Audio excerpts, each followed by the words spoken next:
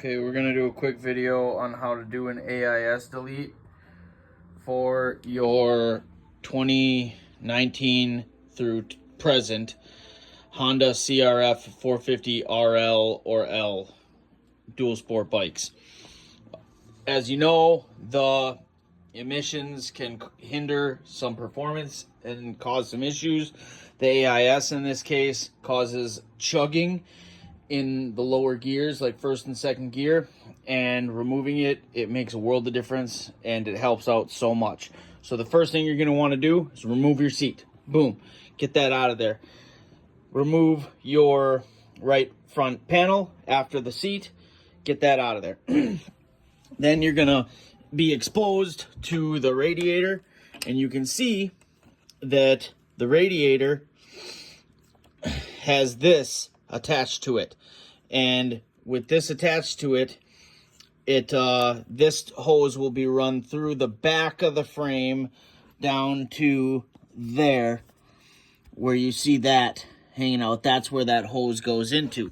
The front of the hose goes into where that black nub is. So this bottom of the hose goes into there. Then the other 4 contact points are the clip. There's a clip that goes in, a black clip. You can see it in the very center there. And you can use a needle nose pliers to get that out. And then there's an electronic connection right here, electric connection. You'll want to just slip that connection off. Use a needle nose pliers to squeeze the back clip and push that through, and be very careful not to touch anything with any tools on the back of the radiator, or you'll bend the fins. So be very cautious while doing that. And you'll want to pull this off. What this is mounted on, you'll pull that right off.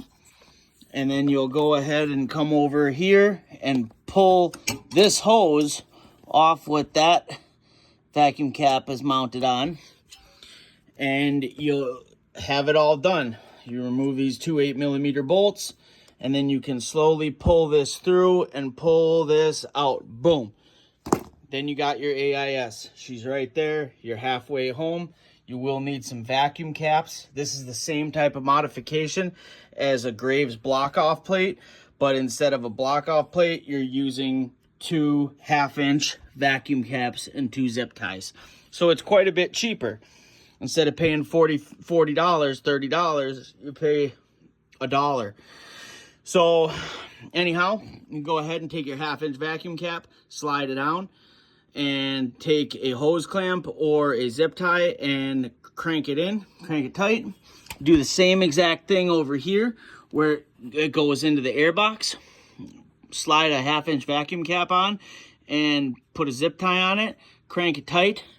Take your removed electrical connection and cover it up with electrical tape, and you will zip tie that line, because you don't want to get rid of this. This stays.